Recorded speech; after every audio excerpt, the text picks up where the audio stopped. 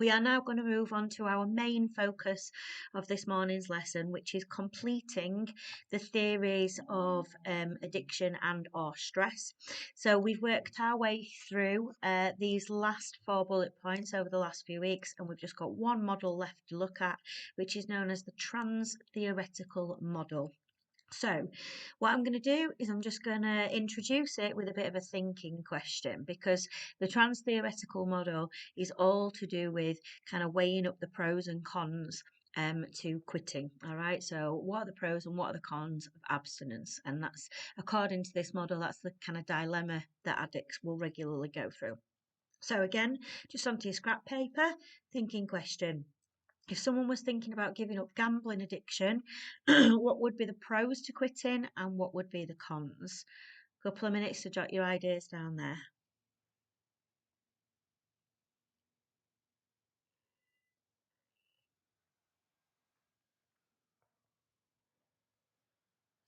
Sorry. Got a cup of coffee that's slurping away in the background. Do apologise.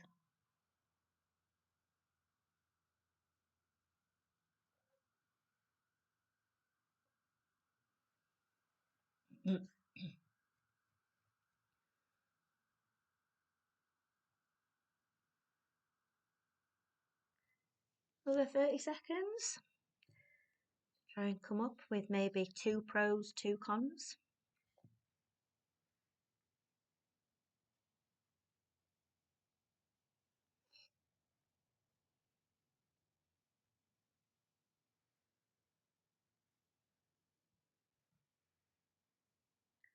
Okay, so I came up myself with 2 pros and 2 cons, and like I said, this is what the whole kind of trans theoretical model is hinged around. That addicts regularly go through this process of, why should I quit? Why would I not quit? All right. So the pros to giving up a gambling addiction, I think, main ones would be, obviously you would save yourself some money, but also you might have a bit more free time on your hands, okay? Because gambling addiction is something that obviously preoccupies the addict. The cons or the downsides, I think, may be that they might feel that they then have nothing to fill their time, and also that the gambling might give them kind of the only thrill that they have in life. So their life might be a lot less exciting. Okay, so like I say, that was an introductory thinking question to introduce the concept of trans-theoretical model. Okay, now I've asked you to keep your booklets closed, please, for these first few introductory tasks. But you can see on the screen there that this is a new kind of concept. We have talked about the cost benefit analysis in regards to a couple of the other models now, but this trans-theoretical model is really all centered around the pros and cons. Where it features in a couple of the other models, this is the main aspect of trans-theoretical model. So what is this model? Where did it come from? It was first developed in the 1970s, okay, and it was alongside things like theory of planned behaviour, which is trying to put forward a way to change certain behaviours. Now, when it was first produced in the 1970s, it was a model that was trying to help people quit smoking. So the word cessation there that you can see is a new term for you, but you're going to be using that word more next year with Katie. Cessation means to abstain, I mean to stop. All right, so if you cease or if you cessate, it is to stop. So it was first introduced to try and help people stop smoking. So to bring about this idea of behavioural change. Now, I haven't really taught you a great deal about psychotherapy, but it kind of uses a lot of the different ideas from psychotherapy, talking about how we each go through kind of a process where we weigh up things in our mind. Okay, we're constantly thinking like, what am I going to get out of this situation? Okay, so 1970s, some of the ideas from kind of core psychotherapy, and it's all about kind of altering behavior, as are a lot of these models that I've taught you. Now, this particular model is one that argues that changing an addict's behaviour is not going to be a quick process. Okay, we've touched on this before, but to actually cease an addiction, to stop an addiction, and to not engage in relapse is going to be a really kind of long, drawn out process. And throughout that process, the addict is going to go through a number of stages according to this model. And at most of those stages, they will be weighing up these pros and these cons. Okay, so that's just a brief introduction. As I've said, please keep your booklet closed at this point. So what I'm going to do now is I'm just going to give you the names of the stages that we associate with the trans-theoretical model. I'm not going to tell you anything else about them. I'm just going to give you their names. Now, based only on those names, just based on these words, in which order do you think change would be achieved? All right. So again, a minute or so just to read through them, try and figure out an order in your head without looking in the booklet. If we're just looking at these words, in what order do you think someone would be able to achieve change?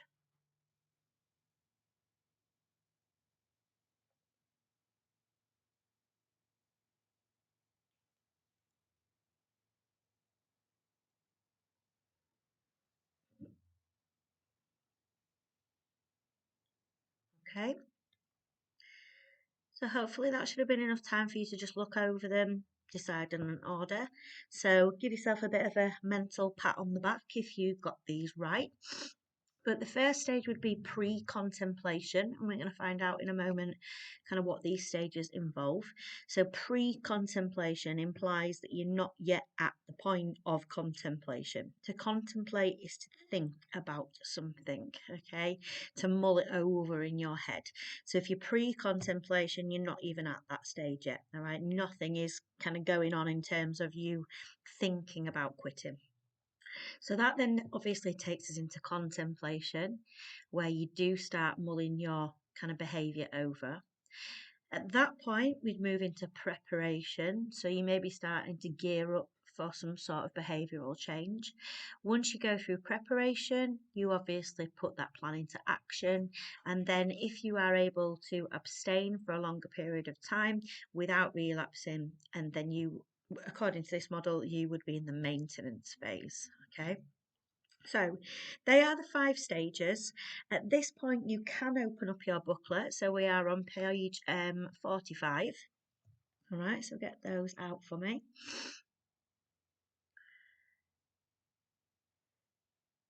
And when you've got that out on page 45, you will see the exact same bit of introductory kind of blurb that I went through with you a couple of moments ago. So as we always do, anything that I kind of made clear and emphasized, you want to do the same in your booklets to make sure we've got that nice language kind of going on.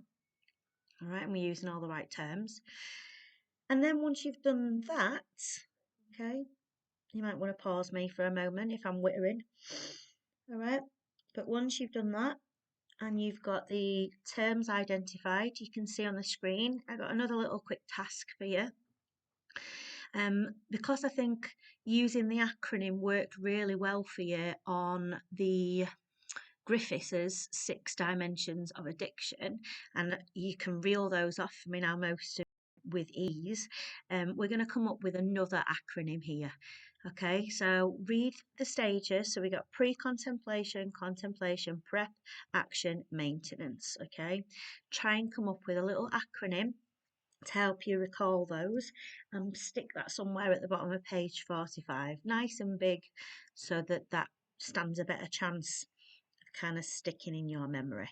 So pause this here whilst you put your brains into action. You might want to obviously talk about it with the people around you to come up with a snazzier acronym to help you remember them. All right, I think the last ones were like personal trainers and stuff. I seem to remember was one. Okay, so pause it, come up with an acronym and get that slapped into page 45.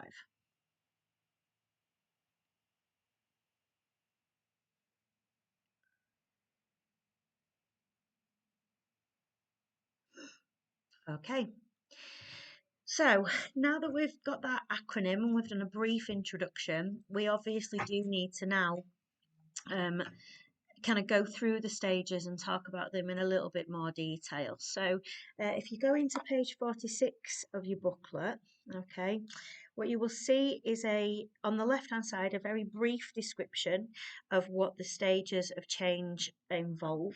And then there's a little bit more detail on the right hand side. We're going to go through each stage now and kind of make the key things stand out and emphasize them. And then once we've got through the full stages, all right, so the full 5 stages, I've got another task for you where we're going to sort out some statements, and that's what you're going to pop into those empty boxes. So don't put anything else in there just yet.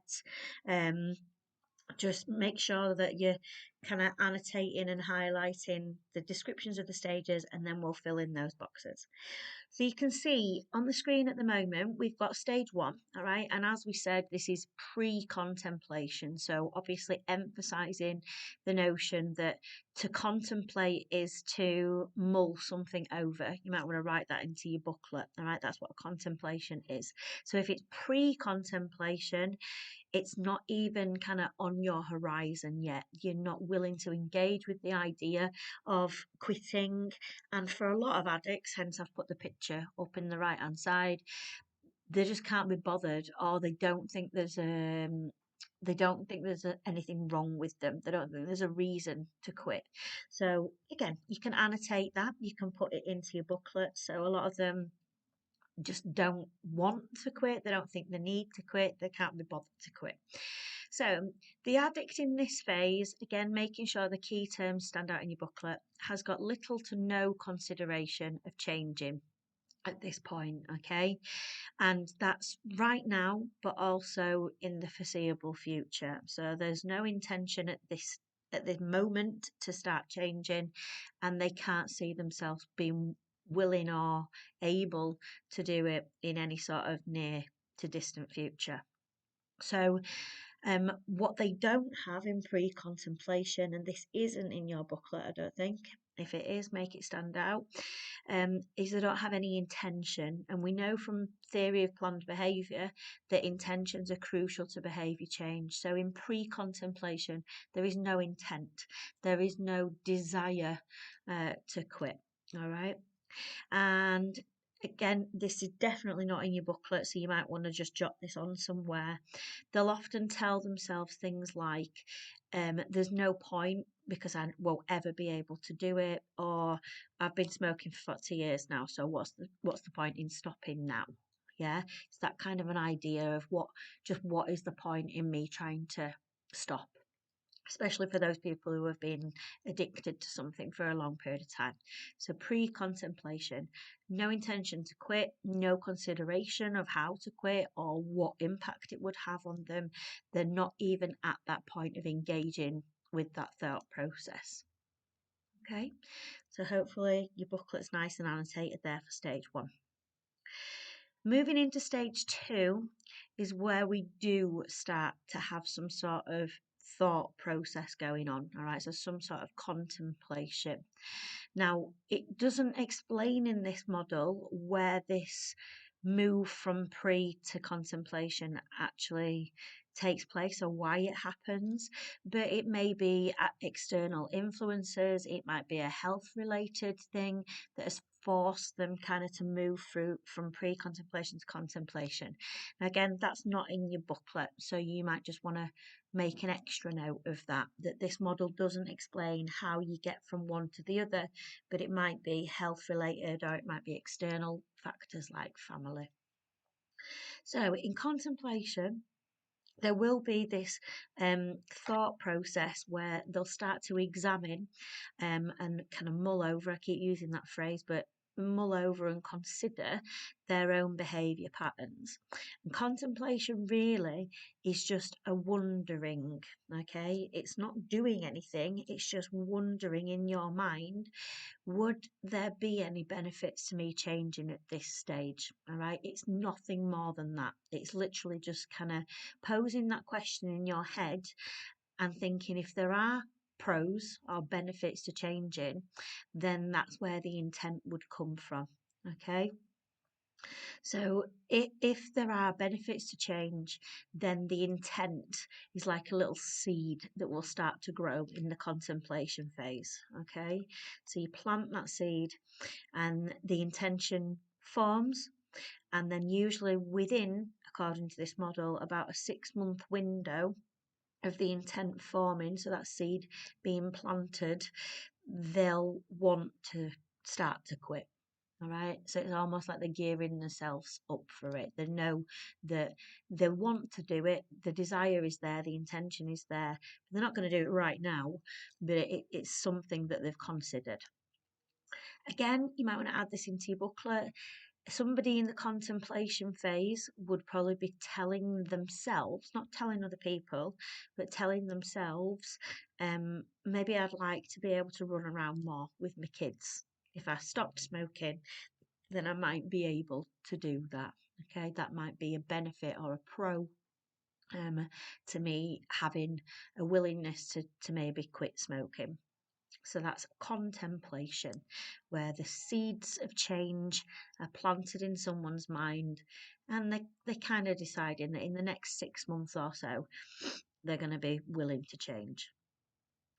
So obviously, that next 6 months, it can happen faster, but within that next 6 months, they're going to move into preparation phase. So this is no longer a thought stage. So this is no longer a cognitive stage. This is a behavioral stage, okay, where plans are put into place of kind of how they are going to achieve this change. All right, this is to enable them to make the change.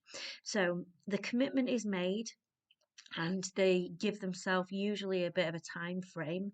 So preparation is normally like the month leading up to, I'm going to do this now. Okay, so about a 30-day window. So they've made the commitment and they've started to plan or develop strategies that they're going to put in place, all right, within the next month or so to help them change. So for example, I'll join a support group. I'll go and speak to my doctors. I'll get hold of some patches or something along those lines. Okay, I'll get involved with turning points, or I'll go and speak to a counsellor. Anything that relates to them being able to put something concrete in place so that they're preparing to succeed rather than preparing to fail. Okay. So get some extra stuff written in on the bottom of page 46 there for preparation.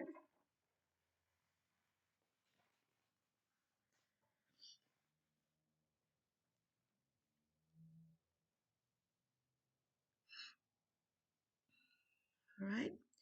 Once that's done, we're over onto page 47 for stage 4. So the last month or so, the addict has been in preparation phase. So, plans are starting to come together, often with the help of like family members, of what they're going to do to try and change. But then stage 4, it's over to them. There's got to be the implementation of this preparation, this strategy that they put together. So this is called action. So in the action phase, we now move from wanting to change to where an actual change has occurred. So I've underlined it there for you. You might want to do the same. In action, they have changed their behaviour in the last 6 months. So this is a 6-month window usually gone from preparation to actually doing something. So in the action phase, they're implementing those strategies, but they're having to work really hard to stick to them. Okay, the action phase is often one of the hardest ones because you can mull those ideas over and come up with all the plans in the world, but actually sticking to them is the hardest thing. So sticking to them, and also you might want to make it stand out, like adapting them, because quitting an addiction is obviously a really difficult thing, and you might think that one thing is going to work for you, like for example going to a support group, but that might not be the best thing for you as an individual. So often in the action phase they'll be changing and adapting those plans and trying new things, and and what actually works for them to help them achieve a long-term change, because it's not going to happen instantly. But they have done something. All right, they have changed at least some aspect. Okay, they're probably still struggling with it at this point, but they have willingly changed something. So they might be telling themselves things like, I ran my first 5K. All right, so they've exercised. That's something that they have changed as part of their behaviour. So my example is, I've quit drinking. I wouldn't have been able to run a 5K when I was still drinking. Now I've run my first 5K. That is something that I have changed. So that's action. Okay. Now, people who have been successful in terms of abstinence, they will then move into maintenance. Okay, so this is where success has been achieved. In maintenance, they have abstained or changed their behaviour for a period longer than 6 months. So that over the initial hurdle of action, it's still going to be hard, but this new pattern of behaviour has been sustained now for a prolonged period of time. And those patterns that they were maybe struggling to put together beforehand have kind of been integrated, and they're almost like, if you want to write it down, it's almost like they're living a new life by this point. Okay, when you're into maintenance, so this is 6 months of that behavior change being implemented, that's your new life. Okay, there's been an integration and you're settled into that new way of living. Okay, so it's been sustained, and now they'll have achieved a little bit more positivity in terms of how they think about their old addictions. And they can say things like, why didn't I quit sooner? I should have quit sooner. I can't believe I did it for so long. You feel so much better. All right, so that would be maintenance, kind of getting over those hurdles and thinking positively of, I have done it, I've done it for 6 months, and this is just like my new life now. Okay, so they are our 5 stages. Okay, once your booklet is annotated, close those up for a moment, put them to one side, or just hide them underneath your folder for a moment. Go back to your scrap piece of paper. Okay, and let's just give this a whirl. All right, so everything should be away. First things first, recall your acronym without looking back into your booklet. So what was the acronym that you and your group came up with? Bring that to mind. Once you got that in your mind, I've given you the 5 stages again. So take a look at these, okay, on a piece of paper, 1 to 5 down the side. And tell me which is which. Okay, use your acronym to help you, what they stand for, and then put those in order. Or tell me which one is which, rather.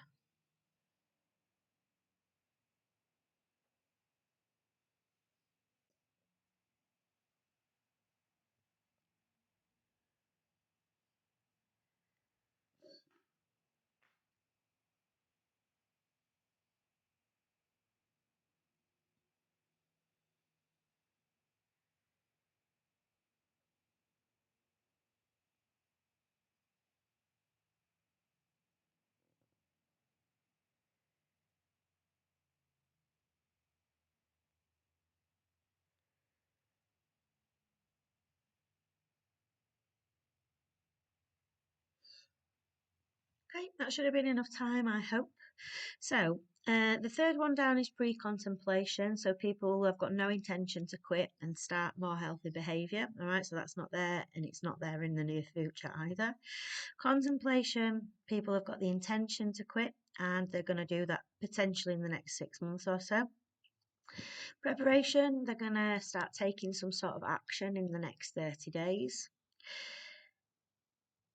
Action, people have changed their behaviour within the last 6 months, and they're trying hard to keep progressing in recovery. And then lastly, obviously, is maintenance. People have changed their behaviour successfully for more than 6 months. Okay, so hopefully you got 5 out of 5 there. Next task, okay, and you can go back into your booklet for this. So this is what we're going to add in to page 46, 47.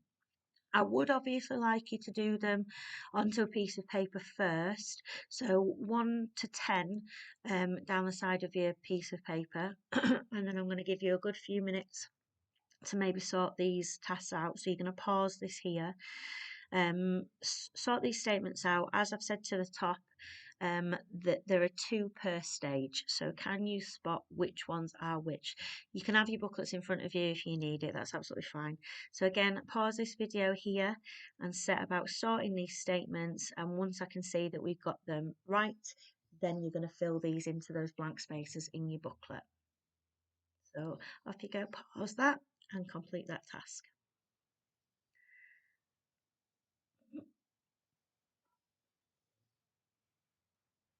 Okay, so let's start going through the answers. Telling yourself that you could try and see whether you could go without a cigarette when you next go out with your friends would be preparation. Okay, it's putting something in place. Can I do that?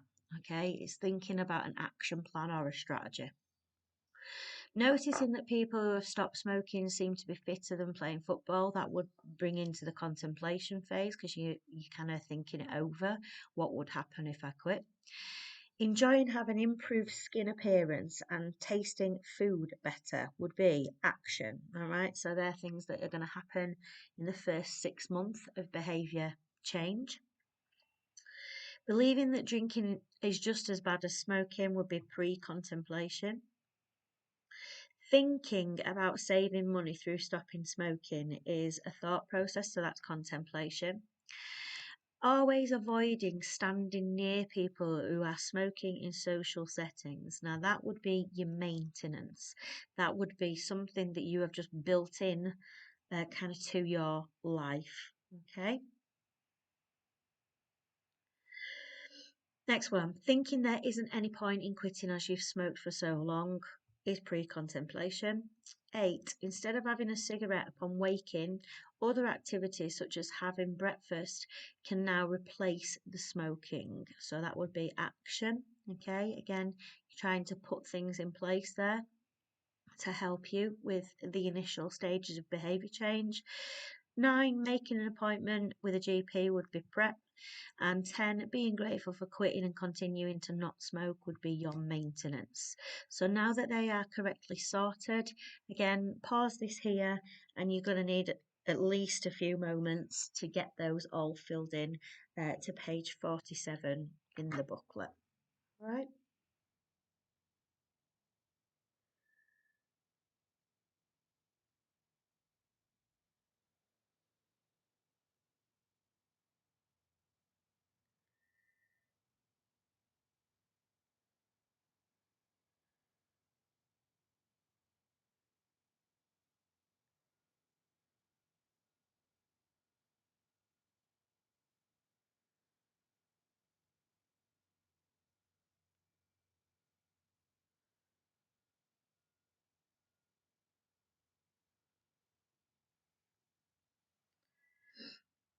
Okay, so once that we've now got those in, okay, we're going to move on to the next part of this model, all right? Because once you've got your stages, we're not quite there yet, okay? We need to actually talk about how an individual makes progress through the stages. So we're on page 48 in your booklet at this stage, okay?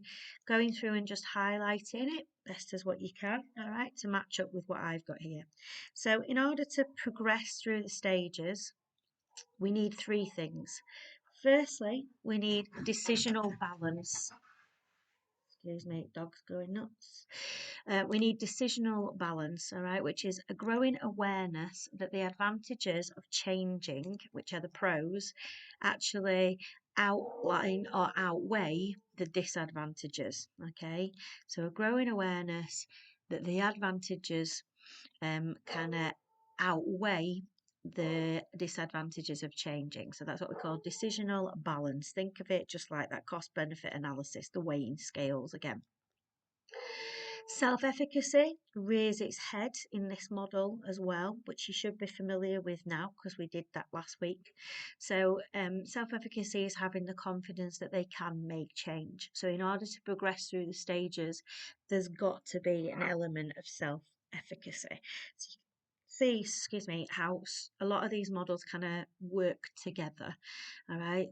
We looked last week at ways of increasing self efficacy by doing things like reducing your mood, exposing yourself to peers who have been successful, thinking about your own mastery experiences. That would increase your self efficacy.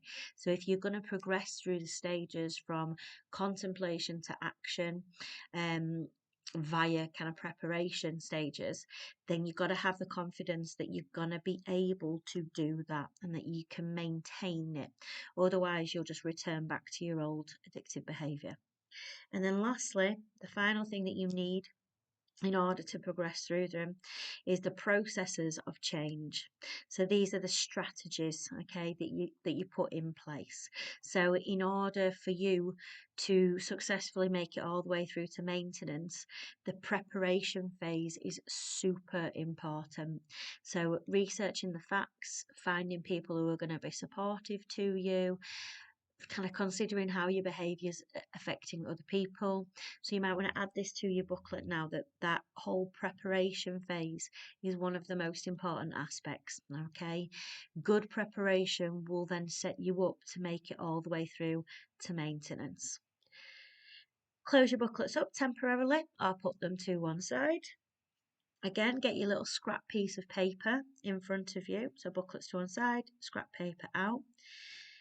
Obviously, with all of these models, change doesn't happen instantly, and we do have to talk about, as with all of them, that there is relapse, okay, with addicts, okay? It's not going to happen overnight, and you have got this risk of relapse. So, on your scrap piece of paper, we're going to do one of our little gap fills. See how you get on with this first onto your piece of paper, and then we'll reveal the right answers. So some people will something and something to their unhealthy behaviour after successfully something their addictive behaviour. What we're putting in there.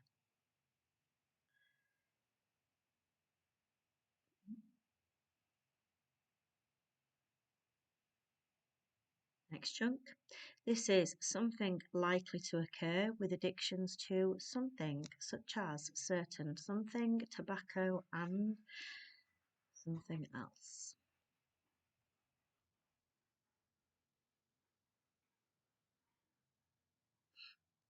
Next one. Ongoing something on a permanent basis is needed to something relapse. So, what would you need on a permanent basis and why? Needed to something relapse.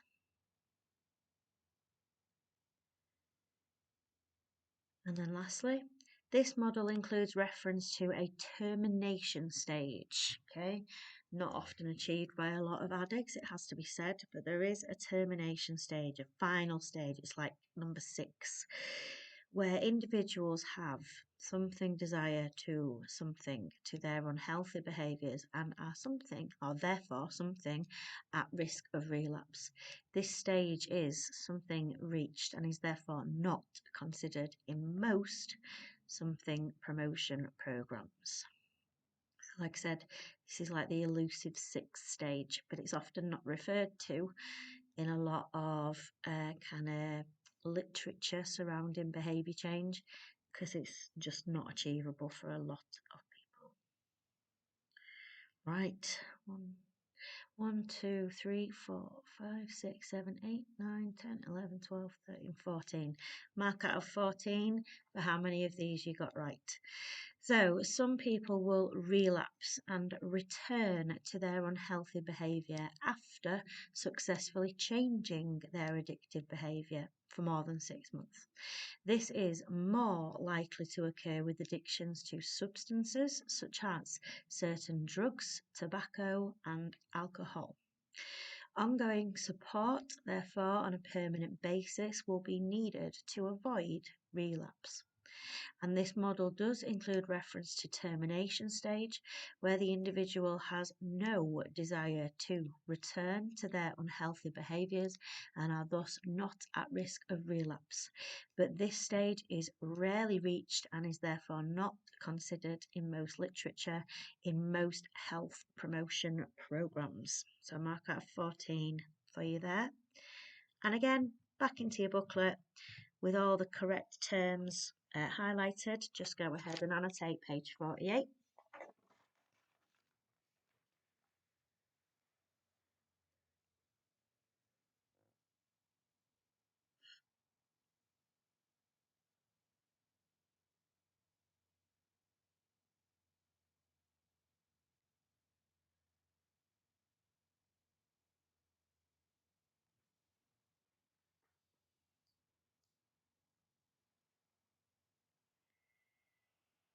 Okay, so once that's all in your booklet, that's the entire model outlined. We're just going to break and do a short exam question now before we move on to the evaluation. Again, I haven't printed this out for you, so you do need to write this. So pause this here and write out the stimulus. So go ahead and pause and write that out.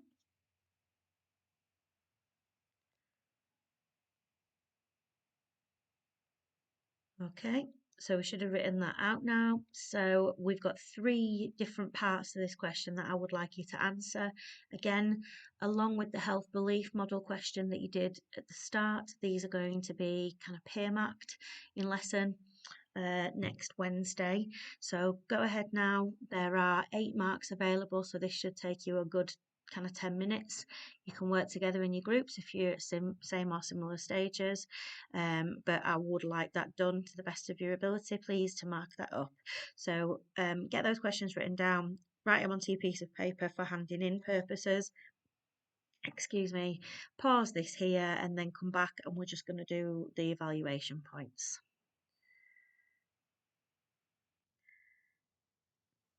Okay, so make sure your names are clearly on those. And we'll mark those up on Wednesday when I see you next. So we're on to the very back page of your booklets now, all right, for theories of addiction and stress. And we got 1 strength and then a couple of weaknesses. It's the same point, but it's broken down really. So there are practical applications of the trans-theoretical model, so we've seen this point a couple of times already now.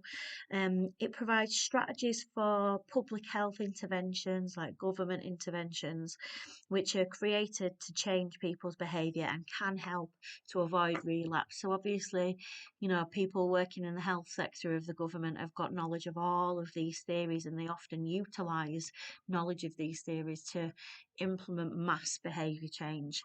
So we've spoken quite a lot about this in recent weeks or recent lessons about the smoking ban. So how research in 2007 into the smoking ban and kind of suggesting how a trans-theoretical model could have helped with this. We're going to put in here the smoking ban helped to change attitudes around smoking. Due to the ban, this made people think more about smoking and created attitude change around smoking. Now, to put that onto a bit of specific terminology, it led more people into the contemplation phase. And then if you're in the contemplation phase and you can put plans in action, then that's why so many people have been successful in being able to smoke.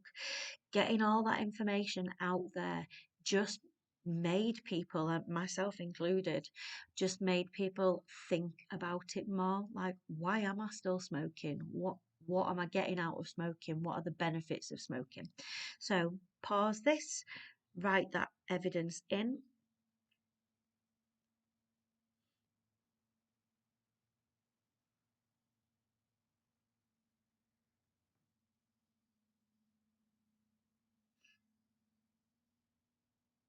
Okay, and now we can pop our conclusion on.